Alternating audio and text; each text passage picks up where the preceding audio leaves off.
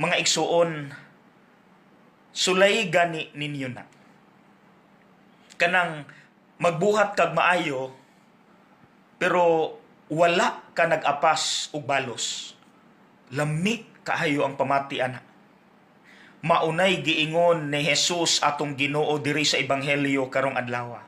Ingon siya, kung maghikay gani mo, pangimbitar mo sa mga tao nga dili kabalos ninyo.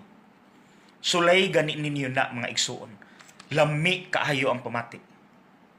Dayon, ampo dayon, ingna ang Ginoo, Lord, okay ra kaayo Lord, kung wala mi madawat nga reward gikan nimo.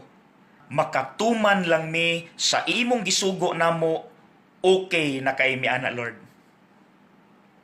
Amen. Sulay gani.